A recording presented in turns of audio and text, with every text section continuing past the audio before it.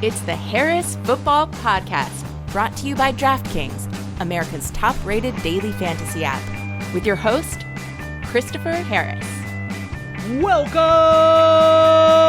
Hey, everybody. Welcome in. My name is Chris. This is a thing that I will say to you into your ear holes. What is going on? Good to talk with you. Thank you for listening today. Please keep being good to each other. Stay home. Keep wearing those masks. So the NFL is through to the conference championship weekend, Saturday's games, this past weekend's games. I mean, I guess the Saturday ones weren't that great. The Sunday ones were significantly more exciting, and we'll talk at greater length later in the show about those with Jim McCormick, what we learned in the divisional round, and also look ahead at those conference championship games. But off the top, I thought I would talk about your Houston Texans, or maybe I should say Brett Coleman's Houston Texans. Poor Brett. First the chin cleft does it to him, and now this. And you know what's prompting me to start the show this way are fairly convincing and seemingly, very direct reports that Deshaun Watson may have had his fill with the Houston Texans. They kept this Jack Easterby guy around who has somehow insinuated himself up through that organization like a snake, winding his way up from the team's character coach. I guess with the Patriots, he was their team chaplain, but now he's Game of Thrones'd his way through all the people above him in the Texans organization and got the ear of the fail-son owner, Cal McNair, and now he's the one who is calling the shots. And so, no more chin cleft, no more Brian Gain from last summer, and what we are now leaked is that Deshaun Watson was made promises about being involved. Maybe Watson was very interested in the idea of Chiefs coordinator Eric Bieniemy being his new head coach. He also expected to be consulted about the GM spot, but Nick Caserio got hired, also from the Patriots. Is there nothing in Houston that the footy pajamas cannot wreck? We are told that Watson found out about that hire on social media, and it's hard, of course, to know how much of any of this is true. But the fact that we've even heard as much as we've heard through the various mouthpieces that the involved parties have in the media, that is a huge red flag that something is going on there and that the star quarterback isn't happy. I mean, we don't really know what's going on. All we're doing is interpreting, but even what we're being given to interpret is alarming. And incidentally, let's just take a step back and revisit last offseason's stunner, which I am going to be fair and say when the Texans traded DeAndre Hopkins for David Johnson. I mean, on its face, I definitely hated it. But on this very podcast, I preached patience. Knee-jerk reactions, they're not always right. I mean, you had people with the Texans leaking that Hopkins was a problem off the field, and we've certainly heard that about superstar receivers in the recent past, and it's turned out to be true. Antonio Brown. So what I said in early 2020 was something along the lines of, we can really only evaluate this once we see if David Johnson has anything left, and also if Hopkins gets a new deal and is or isn't like a good soldier in Arizona. Well, sometimes knee-jerk is right, because with the benefit of a year's worth of hindsight, oh my God, I mean, well, David Johnson wasn't the worst running back in the league, but he was totally average. He was an average power back without acceleration or moves or anything special about him, and he's got 1 year left on his deal.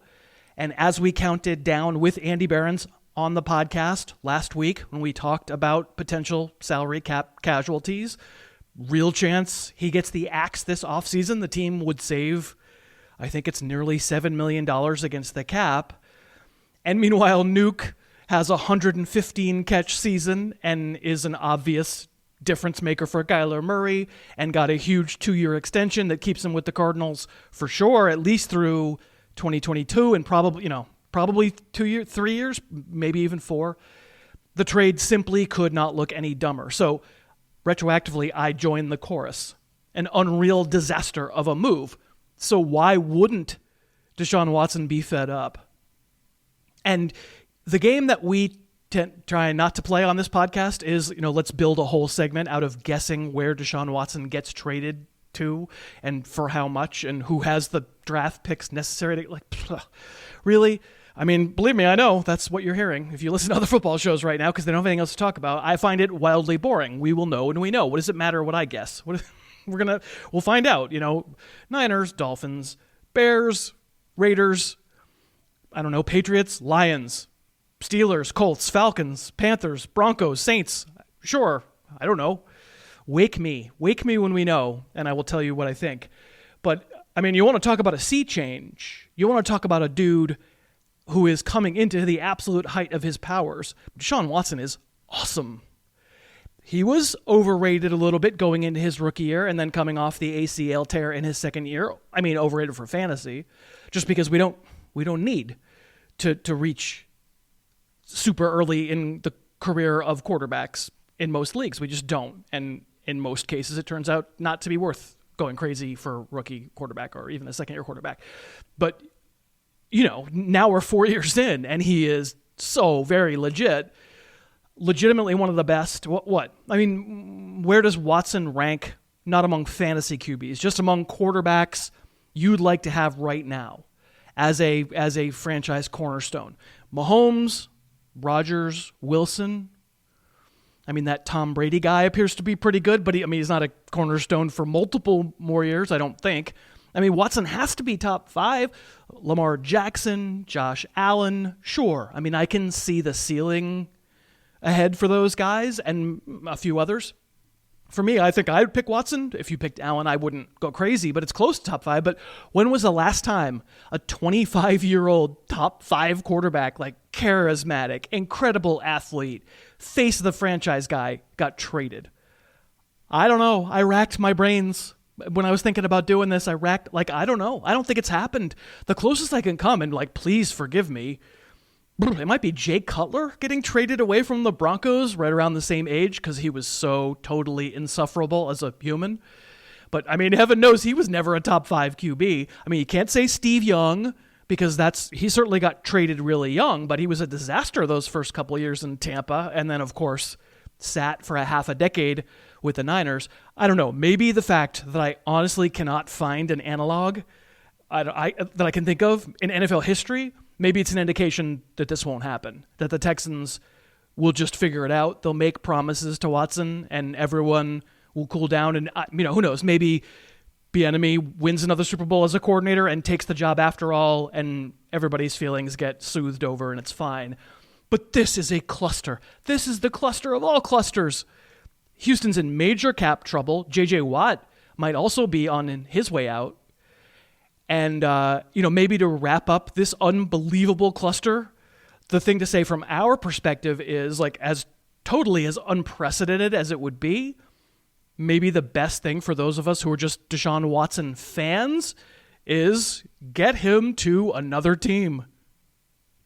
Today's kickoff. Hey, okay, so if you're not a Texans fan, I can almost guarantee your team is in better shape than that mess, but, I don't know. Then again, things are never as good or as bad as they seem. And on today's show, first I thought I would continue on with the regular thing I try to do on the podcast, which is do some film review. I'll do a film futures or whatever it's called on 49ers rookie wide receiver Brandon Aiyuk.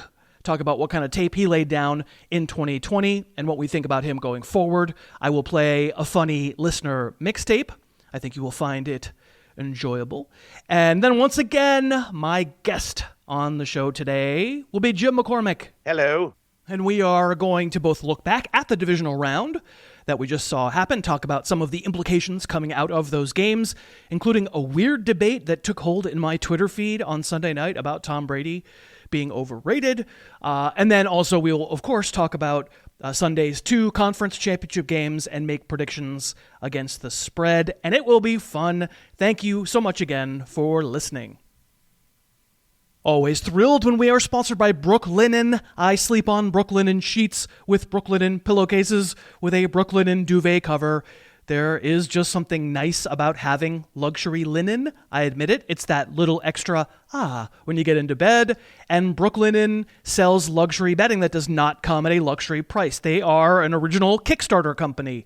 just like this podcast was. They are the very first direct-to-consumer betting company ever, and they really changed the marketplace. You just don't have to pay those huge retail markups anymore to get great linen. They have over 50,000 five-star reviews. They're so confident you'll love their products. They offer a 365-day money-back guarantee, and you always get free shipping. I've said this before, but Brooklinen towels, that is all I have now as well. I gave some gifts over the holidays. I gave towels. They are the softest that I've ever felt. So it's 2021 now. Do something nice for yourself. Here's a special offer. Go to brooklinen.com, use the promo code HarrisFootball, and you'll get $25 off when you spend $100 or more, plus that free shipping. That's BROOKLINEN.com. Use the code HarrisFootball, $25 off an order of $100 or more. brooklinen.com, code HarrisFootball. We're going deep, we're diving in, where see heresies under the skin. It's Film Futures, we're going deep.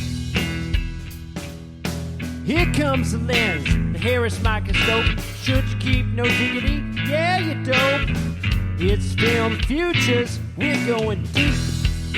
That Steve Barry theme song for Film Futures grows all the more clairvoyant every season. Remember back when we were the only ones who believed in Stephon Diggs? I believe the world has come around. It is time for the segment that you all know and love so very much, Film Futures, or whatever it's called, so named, because I guess I couldn't be bothered 5+ years ago to come up with any kind of original or inspiring name for it. But the idea is to have an in-depth look at a younger player on film and try and separate the sweaty in-season feeling we get when all we care about is the numbers that are putting up right then, and instead try and rewatch a bunch of a single player all at once over the course of many months and see what we can discern about their potential for the future. I did T. Higgins in this segment on the podcast last week. If you haven't listened to that one yet, there's a page on harrisfootball.com that has a full list of everyone I've done since late in the 2020 season. It's not as long a list as I would normally have because we had so many actual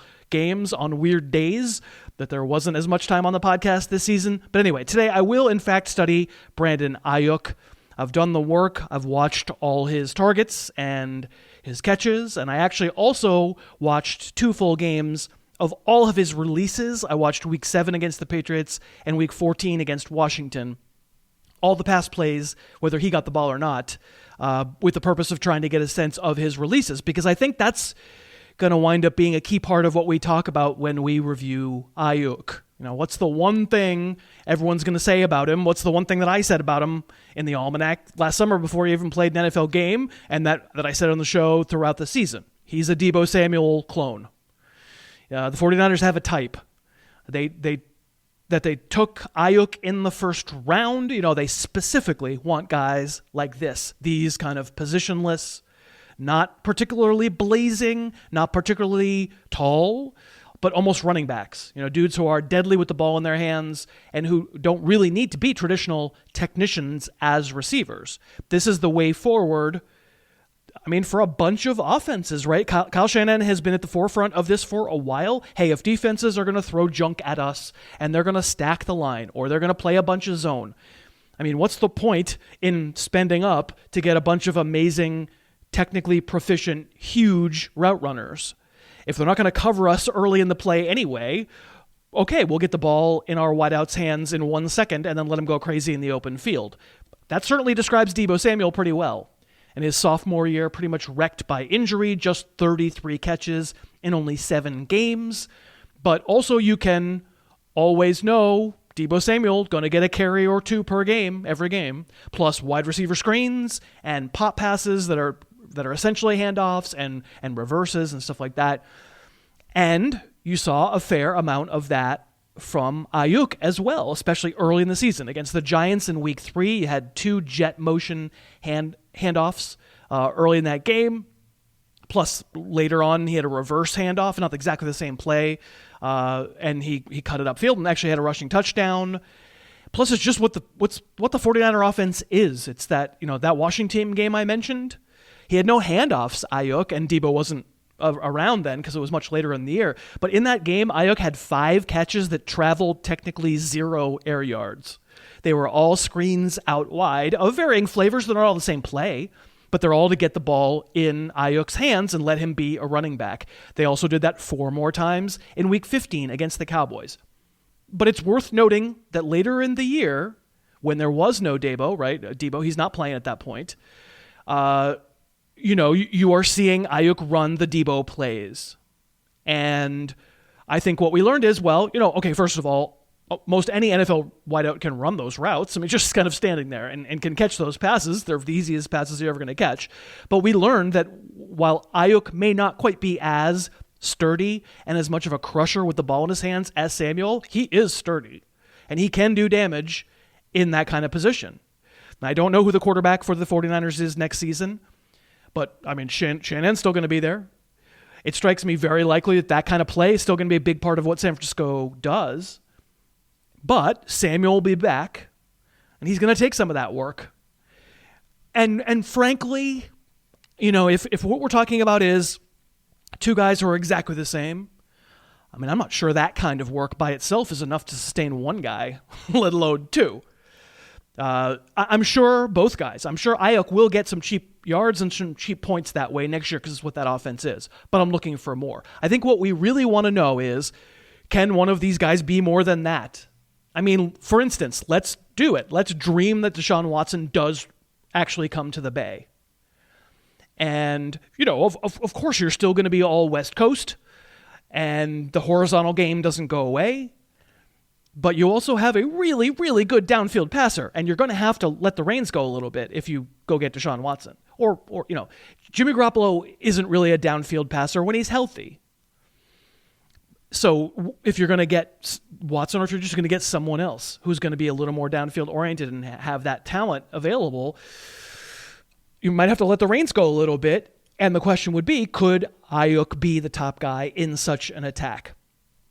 And even if it is still Garoppolo, which would be less fun, or even if it's someone, I don't know, do we think Ayook has the potential to be the downfield alpha? Or is he, like so many wideouts out there, pretty much a passenger? He's fine, right? He's Michael Gallup. He's fine. Nothing wrong with him.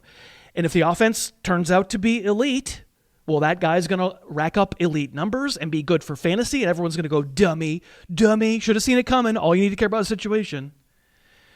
But then, they have a good 3 weeks, and then the 4th week comes and they do nothing, and you have to worry because deep in your heart, it can go away because the guy himself isn't great. And also, remember, almost no matter what happens, the Niners are probably going to run if they can at all. Might not be one running back, might not be the same running backs as last year, those injury-prone whirling dervishes, but running seems to be a big part of what the kid coaches like Shaney Jr. and Sean McVay like to do, and I don't care. Because there's 600 pass attempts out there. That's just the NFL, right? Okay, enough talk about situation. Ayook down the field. So neither he nor Samuel has been used as like a pure slot receiver. They both will line up in the slot. They'll line up all over, but they are both used on the outside more than anything else. Even when they get the wide receiver screens, it's usually from the outside. George Kittle, when he's healthy, is really the slot receiver. So I'm blathering. What I'm asking myself when I'm watching is Brandon Aiyuk winning down the field? And is he winning when a defense puts in some effort to focus on him? And in both cases, I will give you a qualified yes. And here's where I should say I'm bearing the lead. I came away from this film review liking Aiyuk more than when I started. I think he was really limited by who was throwing him the ball, which really wasn't Garoppolo as much. It was 5 early games of Jimmy G. Deebo Samuel was healthy for some of them. 60 catches overall for Ayook, 14 of them from Jimmy G, 46 of them from Nick Mullins and CJ Boatyard. And when he went down the field with those guys, often as not, I mean, he might got a few targets, maybe 1 or sometimes 2 a game down the field, 20-plus yards, right? But the ball would be late. It would be poorly thrown. But just watching him, I saw more suddenness in his routes than I expected. I saw better releases with that short area quickness that we like. And he's not a sprinter running past guys.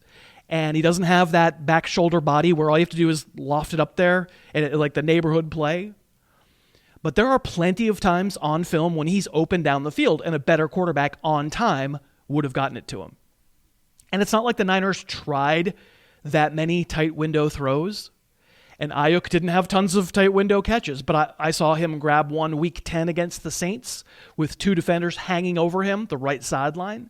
I saw a deep one against the Bills week 13 where he tracks it over his shoulder, guy right on him. Week 14, a late one over the middle where he gets hit early for an interference call but still catches the ball. I mean, this is not like watching Justin Jefferson. That dude, different level.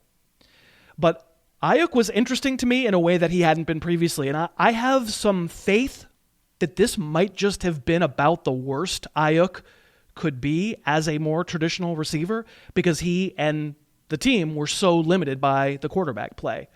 I mean, the offense is going to look differently just simply because they're going to have guys. They're going to have Samuel. They're going to have Kittle.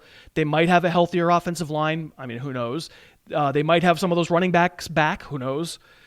Like in every offense under the planet, the quarterback's going to make a huge difference. Niners have a huge decision to make with Jimmy Garoppolo. They can trade him or they can even cut him and recoup most of that big salary cap hit, which, as we said last week, doesn't automatically mean that Garoppolo is gone because, I mean, he was the starting quarterback in a Super Bowl last year, but it's definitely a possibility. Ayook is not Samuel in the open field. He breaks tackles, but he didn't break that many tackles. But he's above average with the ball in his hands, and I think he has more potential in the traditional wideout area than Samuel does because, Ayook that is, of his quickness and his technique. Stutter stops and goes, out and up, like kind of just mid-route surprise vector changes that are very sudden out of breaks. I think he's got something going on there. I'm not sure of this now because I'm not going to do ranks for a while, but my instinct after this would be to put him ahead of Samuel in the receiver ranks for next year. Maybe verging, I don't know, there's a lot of guys, but maybe verging in that like mid-20s, early 30s kind of range. Situations matter. The goodness of the quarterback matters. If Deshaun Watson were there, my interest level would go up. I think Ayook would maybe benefit the most. But even still, I did a T. Higgins segment last week. Didn't hate him. Didn't fall in love with him. I've done Michael Pittman film stuff on YouTube. You can see how much size and potential he has, but you can also see how raw he is against man coverage. He's got a long way to go. I think Ayook is ahead of those guys, very much in the conversation to be a fantasy starter next year. Maybe, depending on what happens around him, a really good one. The show is brought to you once again by Burrow. If you haven't heard of them by now, I mean, you must not have been listening. They are the furniture company built from the ground up to get rid of everything that annoys you about furniture shopping. So back when Burrow started sponsoring the show, they only sold just a single modular sofa system. Since then, they've really grown, and now they can take care of your entire living room. And I am living proof of this. I just got, within the last 2 days, a new Burrow coffee table to go with my Burrow sofa and my Burrow ottoman. I love it. I will post a picture of the new coffee table on Twitter so you can see. Burrow has credenzas, side tables, coffee tables, and also a new second line of sofas, giving you more to choose from. Buying direct is a great idea when you know that the furniture is high quality, which I can personally tell you with Burrow, it absolutely is, and it can really save you money. Take a look at what Burrow's been working on. Show them you're listening. Check out burrow.com/Harris, and you'll get $75 off your first order, and you'll get free shipping, which when it comes to shipping a sofa, that can be more than $100. That is Burrow, BURROW.com/Harris for $75 off your purchase. Today's mixtape. So I am bumping today's mixtape to the front of the queue. It just came in on Monday, and I've got other good ones to get to, and I will get to them. But this one is timely, given that the Packers are playing this weekend, and given that it will be cold. And Aaron Rodgers played very, very well against the Rams. One of his receivers, on the other hand, let's just say his results were mixed. This mixtape is from Sean Smith. The original song is by OMC. For you people who remember music from the other millennium, it's called How Bizarre. But Sean has changed it to an homage to a guy who had a real bad drop on Sunday, but did redeem himself with a touchdown later in the game. I don't know, those dang ancillary Packer receivers might be the key to the whole thing. We shall see. But I can say that, Sean, you did a phenomenal job here. A quick turnaround as well. It made me laugh, so let's play it. Here we go.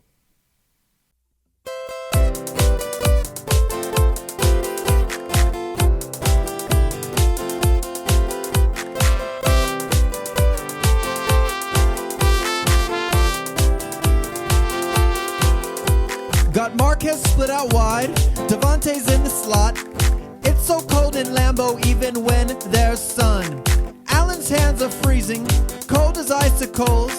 This time they stuck to the ball like a tongue to a frozen pole. Al-Lazard. Al-Lazard, Al-Lazard. Ooh, baby. Ooh, baby. He's making fans crazy. Making fans crazy. Every time he runs around, when they fake it to the ground. Every time he runs around, when they fake it to the ground. Every time he runs around, it's in his face. It's in his face.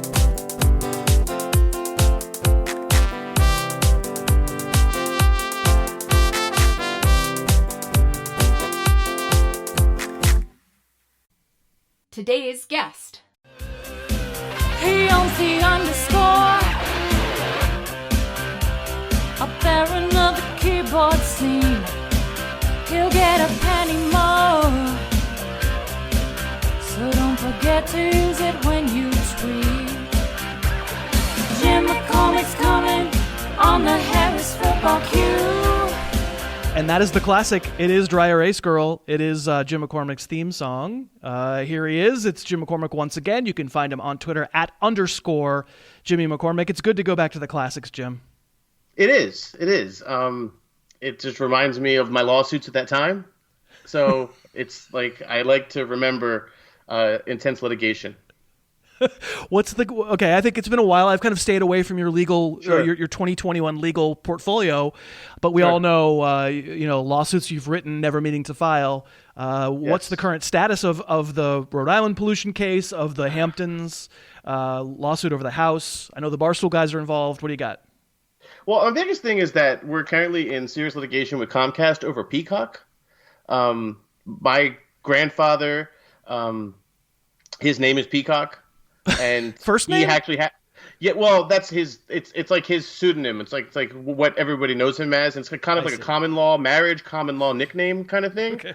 All right. And he's had a streaming service, except it was white wine that was like streaming.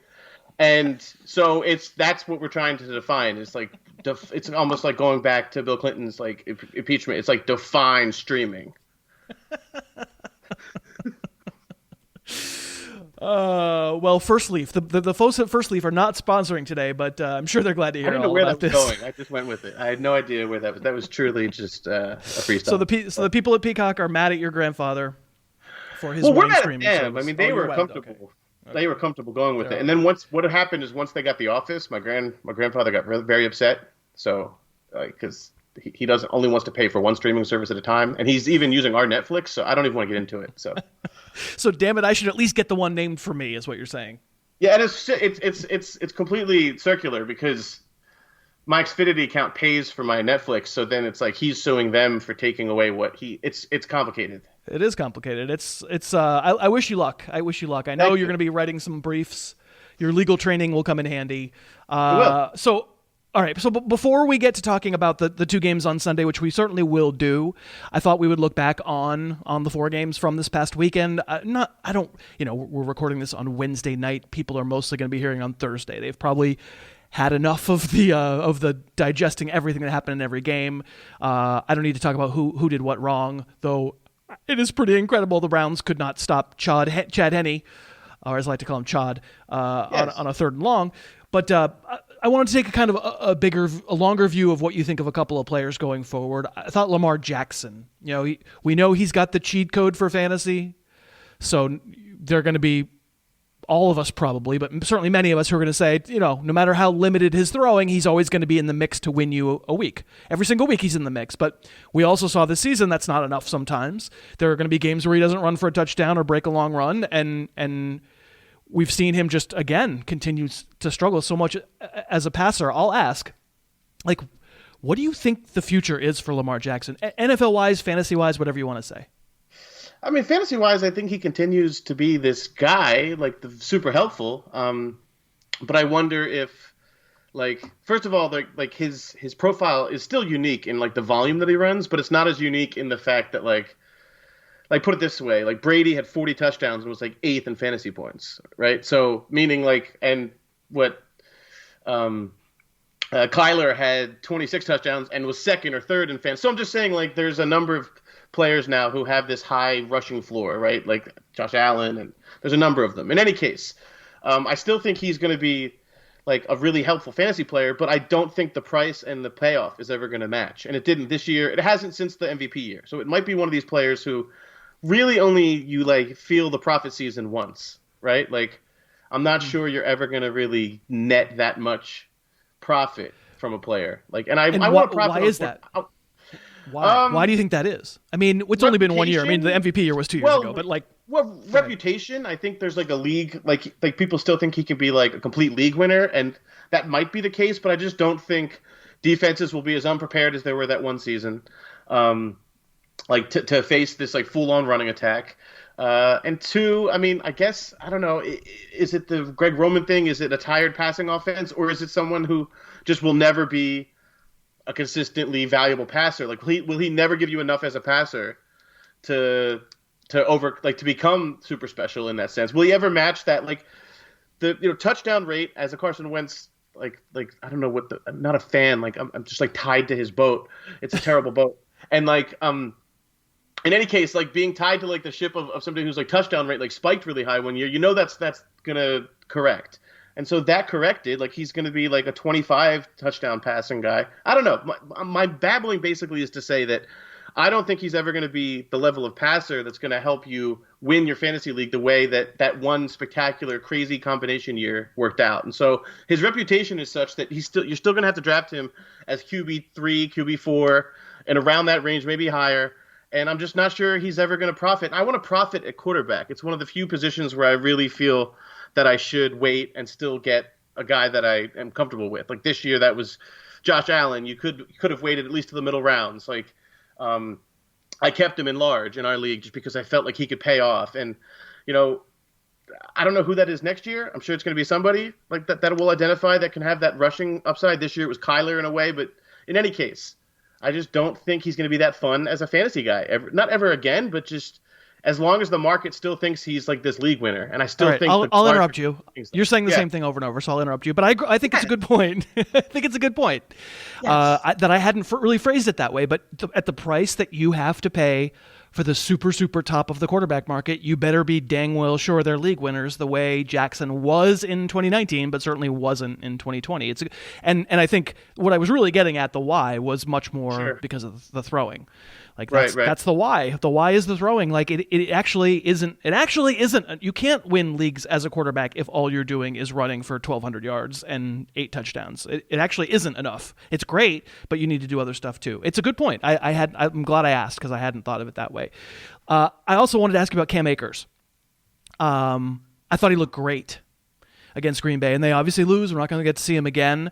I quickly went back just before we started recording and watched all his carries from Green Bay, and I mean, especially early in the game, he got some lanes for sure. He had some big holes, and it's a pretty good offensive line. It's by the end of the year they had really rebounded, but Akers also, first of all, runs with great power.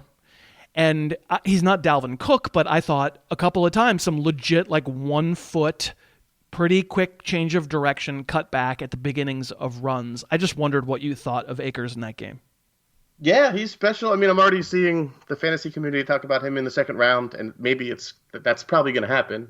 If not, who knows? He might flirt with higher than that. But yeah, I mean, it's and the offense sort of knows its identity now, right? They're married to Goff, so it's not like I don't think they're gonna trend back to anything but this kind of power identity. It's who they are.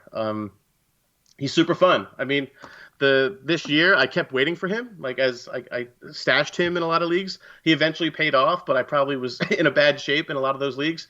But right. He's super fun. Yeah, no, I love his power. I love I would love to see him involved in the passing game more, just as a fan, purely in the fantasy sense, just because, right. like all those Todd Gurley years where it just was like you could live on that target share. So that's the one thing I'd like to see in fantasy next year is them open up the bandwidth for him that way.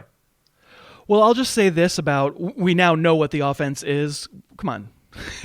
Like it changes every year. It does, but I guess I don't know. Maybe I'm wrong, but they've realized who Goff is kind of. I have no idea. But I mean, they may to the extent that there are some Wentz Schadenfreude, basically. Right, so. But to the extent that they're now talking about how there's some repairing that needs to be done with the relationship between Goff and McVay, like right. You might be right to the point where they go somewhere else. There's a massive contract that they probably can't do anything with, but I don't know. We've said that about a lot of contracts lately that have been moved. I don't want to go so far as to say this is the way it will ever be thus, right? I don't know.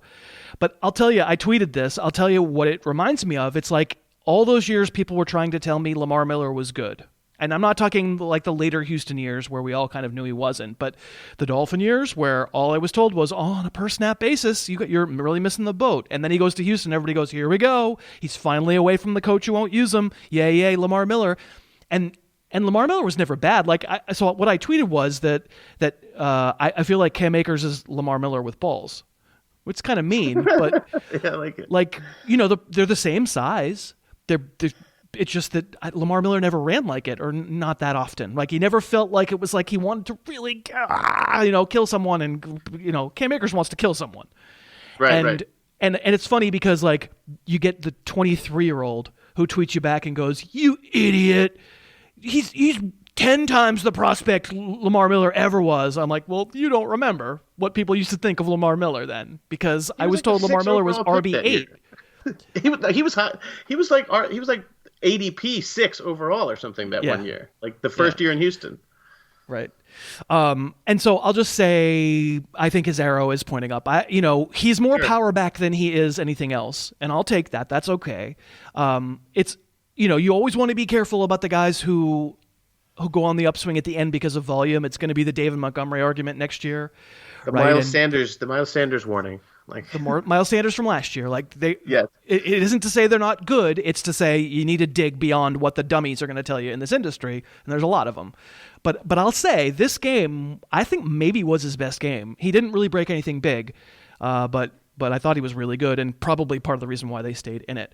Thought it was worth reflecting on. All right, this is another little Twitter thing I want to talk to you about, Jim. It's not going to be little. It's going to be long.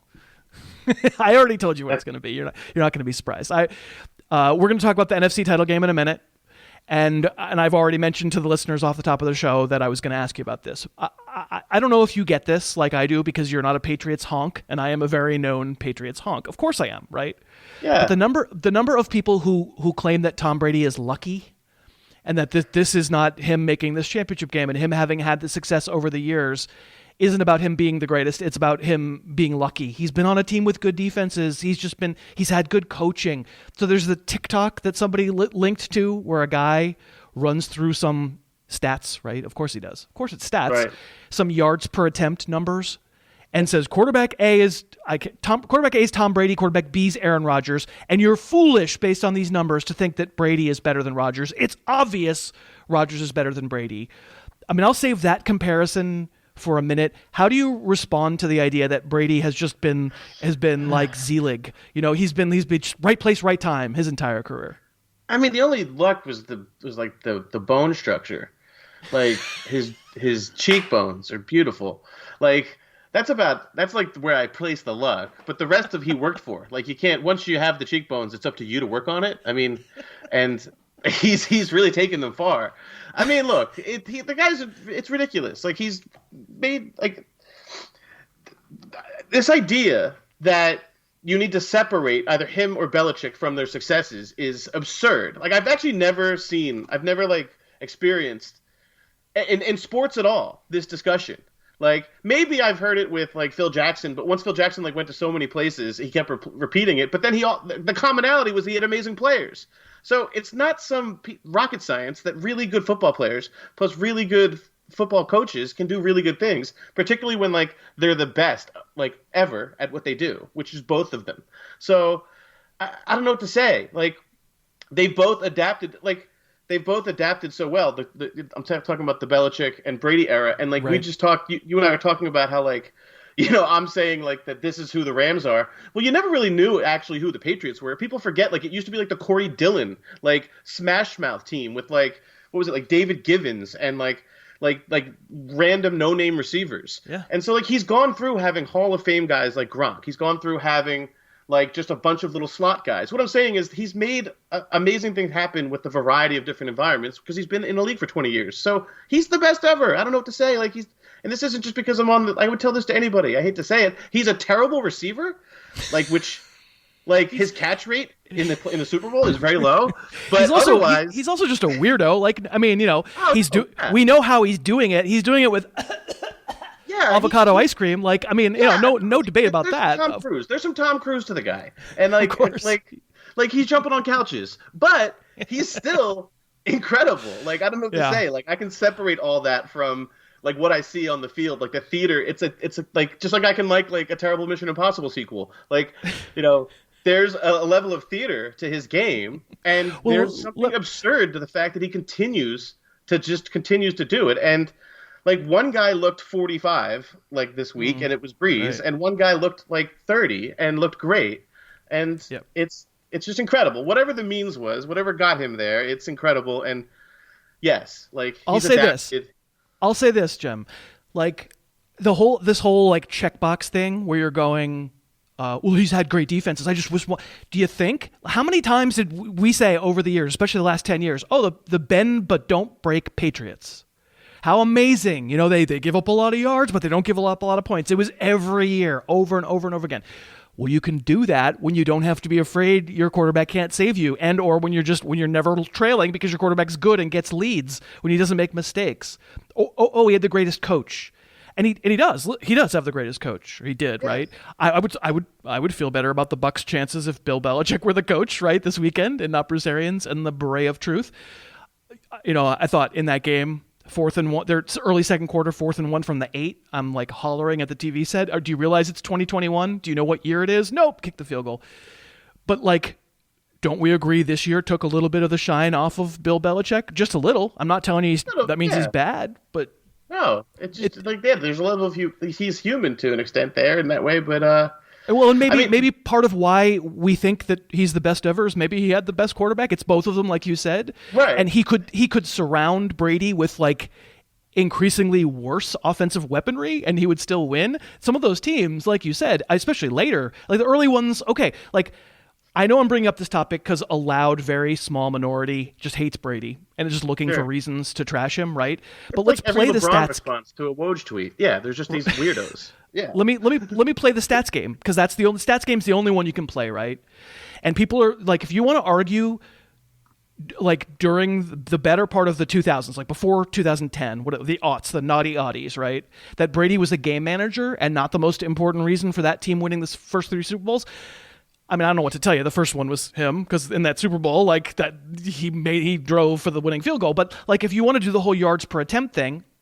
Fine, yes, because you're right. It was the Corey Dillon years, right? It was they were a run and play defense and throw short and not be super aggressive team from like 2000 to 2006. 2007 forward, like it's kind of what you were saying. Brady played in 2 different eras. He was part of how the new era started with his 2007 season, Randy Moss, all that stuff. If you look at Brady's yards per attempt from 2007 forward and compare it to Rodgers, who started in 2008, 7.7 for Brady, 7.8 from Rodgers. It's the same, right? Touchdown passes, Brady wins by 25. Pass yards per game, Brady wins by 25. And I'm not making the stats argument.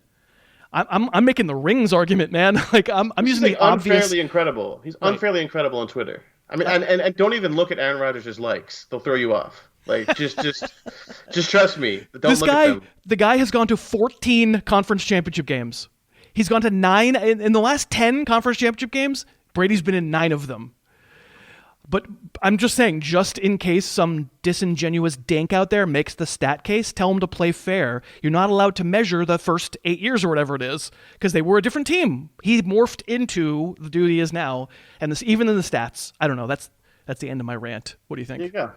Yeah, and we'll get into these picks coming up, but I think he's got a pretty good chance to do some damage again.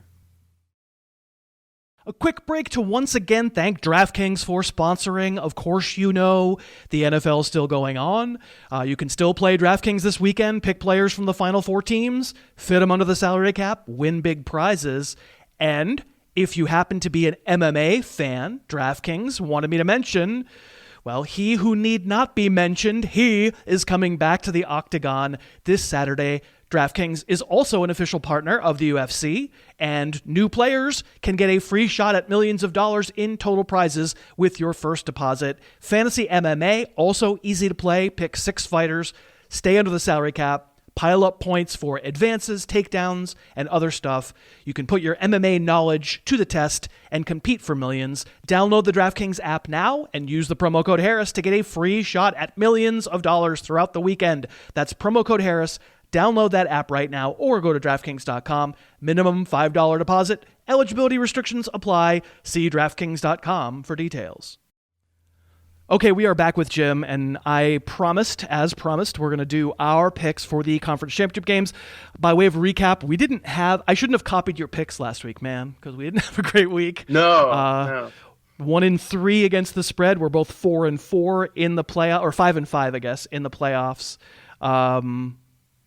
I mean, on the one hand, you want to blame Lamar because he throws the interception where it feels like, oh, Baltimore's going to do it for us, and then he gets hurt. But on the same token, the Browns don't cover if Mahomes doesn't get hurt, so maybe we'll call that a wash. Generally speaking, not the greatest week. We are, as I said earlier, recording this on the Wednesday night before championship weekend, so the spreads might move, especially because as of our recording, the assumption is that Mahomes is going to play. He practiced on Wednesday. The feeling is he'll be okay. Hopefully he'll be okay. That would be for the best for sure.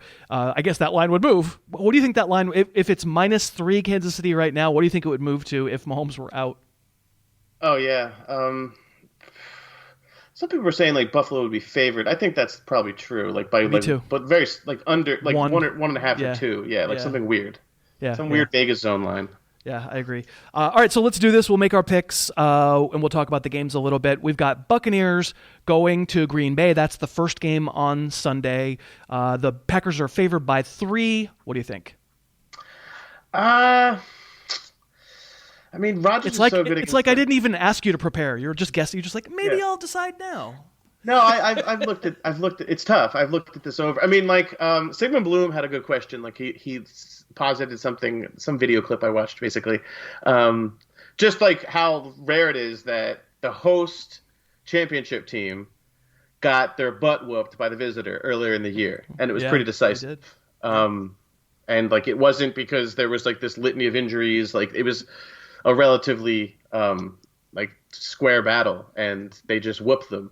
Now they got ahead really big early and were able to contain that. But in any case, I think like Todd Bowles is just really good at what he does. He's super aggressive. They have like one of the highest blitz rates. I think they're just going to like sell out and try to get to Rodgers. And I understand that he's like a computer and great against the blitz. And he was great. He was great last week. He was really good. He was incredible. He's ridiculous. Yeah. He's playing so well. And against that defense, like against the Rams, it was impressive just how he kind of just like orchestrated the game. He's a conductor. In any case, I am taking the points with the Bucs. I know it's like kind of riding the jawline and the cheekbones. Like he doesn't look like a British janitor. And no offense to Aaron Rodgers, but like there's just something happening here, and it's just gonna happen. I just believe it's gonna happen. What it is ain't exactly clear. I'm also going to I'm going to take the points. I'm going to say Tampa +3. I'm changing my tune a little bit. We should say, Brady didn't play great last week. I mean, you can make the argument that Brady's had a much better career than Aaron Rodgers, because of course he has. You have to be stupid or disingenuous to say otherwise. And Brady had a very nice year, but Rodgers had a better year. Rodgers playing better right now. Right. Yeah, Rodgers playing better right now. Brady had to have 100 yards at halftime. Like, two of the scoring. Better. What's that? I just think the roster's better. Sorry to interrupt you. I just think the Bucs just have like guys everywhere. Well, what's weird about that is we certainly weren't saying that, 8 weeks ago, right? They were in a free fall essentially, but I think it's fair to say if there's been a change, in my criticism on the show all along was I didn't like the way they were still running the dumb downfield Jameis offense, and it feels like they aren't anymore. It feels like that Brady, Arians can't be listened to. He's a very smart man, I'm sure. But I think he's like a goofball football guy, lifer type guy who's now giving speeches about how Brady's really the coach, and come on. but like there's probably some truth to the notion that at some point they said, okay, time to start leaving the tight end. Gronk has to block more, and they're like, oh, and they're doing it, right? And also let's be more of a possession team when we can get away with it. The best thing you could say about Brady in that Saint game is those are two really good defenses. I mean, I think I agree with you. The Buccaneers, don't they pretty clearly have the best defense of the 4 teams left? It feels like they do. I think they can be. Yeah. They can be had every so often via the air. I don't love the corners, but the linebackers being back makes such a big difference. They're ridiculous. Devin White is, first of all, he's just like, he's everywhere. Devontae David's not too bad either. Yeah. No, and that's the thing, is that Bowles is like this guy that loves to like just let those guys like just do everything. Like they're gonna be in the pocket. They're gonna be doing everything. So I just like it. And we talked last week about how you're not gonna be like, if they focus on taking away Adams, can Rodgers make things happen with the rest of the guys? He was able to do that.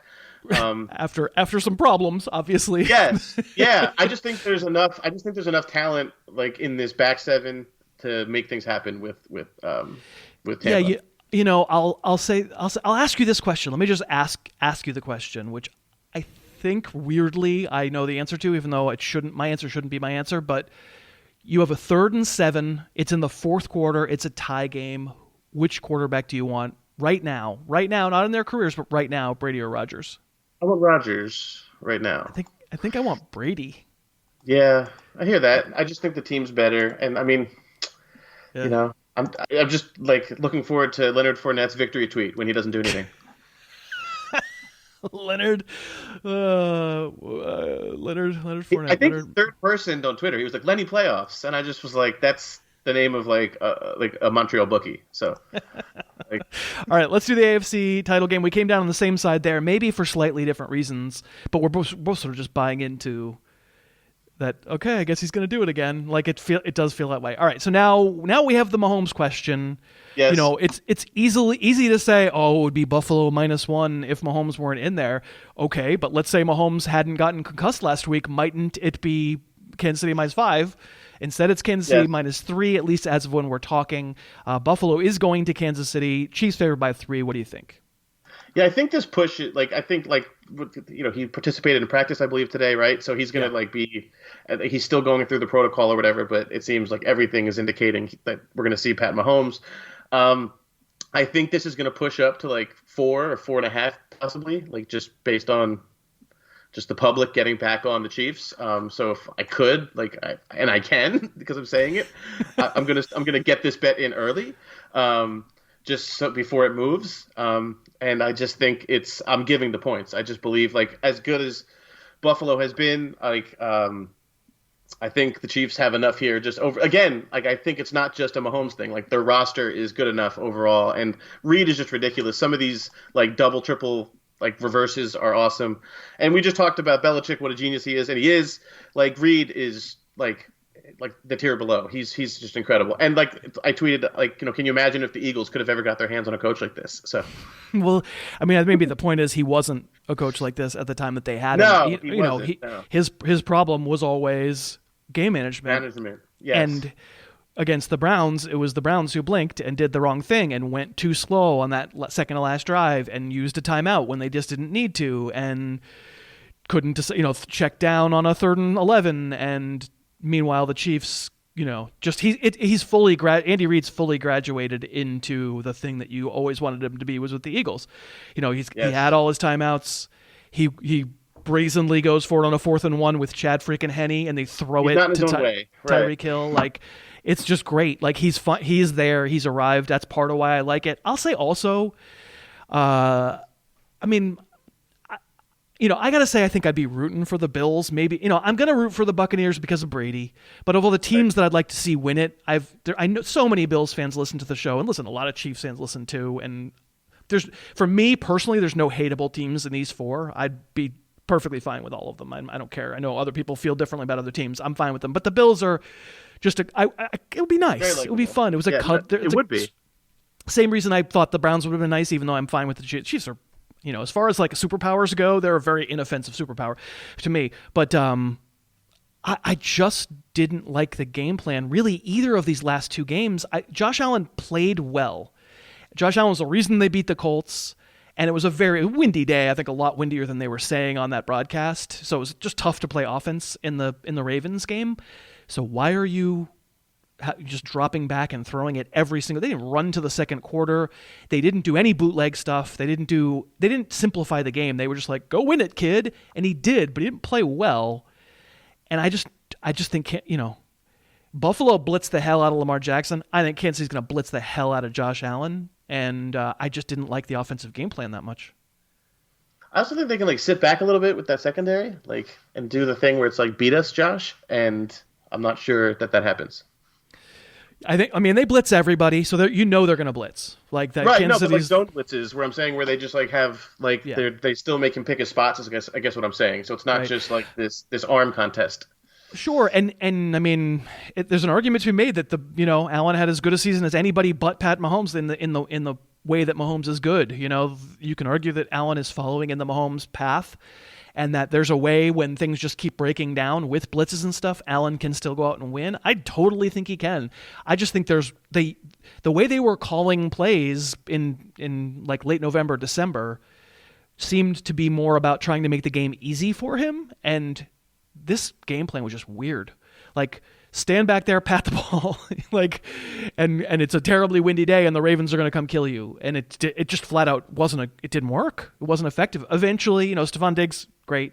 Eventually made some plays, but without that pick six, that's like a 10-10 game, right? And yes, I don't know. Generally speaking, I think. Sean, what's his name? Sean, head coach, Sean McDermott. Oh, Sean McDermott, yeah. You can another Eagles guy. Eagle guy. You got to find these guys. In general, he's done a great job. They put together a really good team. Allen's an incredible find. We're going to see next year whether this is real. It seems pretty real to me. Lots and lots to build on, and it's super fun story. I don't feel like they've shown their best selves in the playoffs, and maybe that just means they'll show it in this game. But that's why I agree with you. We're so boring. We're not going to disagree once again. We're both on the Buccaneers getting 3. We're both on the Chiefs giving 3. And you won't be on the show next week to reconvene and see how we did, but you will be on in 2 weeks to talk about the Super Bowl, and we'll do prop bets and player bets and all that stuff, and that'll be very fun. In the meantime, if you need anybody to proofread these lawsuits, you can just let me know. There's plenty to go over. All right, well, I'll be in touch. I'll let you know my rates. Follow Jim. If you want to volunteer your rates, follow Jim on Twitter @_Jimmy McCormick. Well done, my friend. Thank you. Thank you. And thank you so much for listening. I'm going to get to an abbreviated snark bag in just a second. I have one email to read you. First, let me also thank today's sponsors. We were brought to you by Brooklinen, by Burrow, and by DraftKings. And, of course, economic times are ridiculously bad for a lot of folks out there. If you don't have the means, please enjoy this podcast. If you do have the means and if you do have the need, would be wonderful if you'd pick a sponsor to support, because it does help them know what marketing channels are working. And if you use our promo codes and URLs and such, that's how the show keeps going. You can find a full list of all the sponsors and their offers and the promo codes and stuff at harrisfootball.com. I appreciate that. You do a wonderful job of supporting. That's why I'm still here, because of all of you. So there's no complaint here at all. You are all the best. I wanted to leave you with this email that I've been sitting on for a while, and I've just been running long, and I got to get going just in my regular life here late on a Wednesday, and I will post the show as soon as I'm done here. But it's Jason Erdahl sent this email in, longtime listener, great guy from Plymouth, Minnesota, and he wrote this. Hey Harris, greetings and salutations, an interesting story for you. One of the original La Liga clone leagues, the third, La Thriga, has crowned a new champion. Of course, this is now going back several weeks. Bob, at 92 years old, is likely not only the oldest La Liga Clone League participant, but certainly the oldest La Liga Clone champion ever. He's an avid listener of Harris Football, and with your advice, compiled a team of your current and former favorites to overcome a team fielding Alvin Kamara and Aaron Rodgers. Bob and his team, the Badgers, are an inspiration to us all who hope to be playing fantasy football for decades to come, and I just wanted to say that's fantastic, and Bob, we love you, and thanks so much, and congratulations, and everybody in La Thriga, you rock. All the clonesters out there, you are fantastic. Jason, thanks for the email. That's going to do it for this week. I will be back with a podcast next week. It's going to be a listener request episode. I'm going to line up a guest that you'll like. I haven't decided who I'm going to ask yet, but I'm going to figure it out. And we'll have a great guest, and it'll be all your requests for topics, and we will talk about various NFL and non-NFL and fantasy and non-fantasy related stuff. It's always a fun show. This will be the 6th year or something that we've done it. I think you'll enjoy it. Until then, I appreciate you very much for listening. Your hat is awesome, and I will talk to you next week. The Harris Football Podcast's opening theme is Under the Gun by Apex Manor. The closing theme is Say Yes by The Wellspring. Subscribe to the podcast on iTunes and never miss an episode.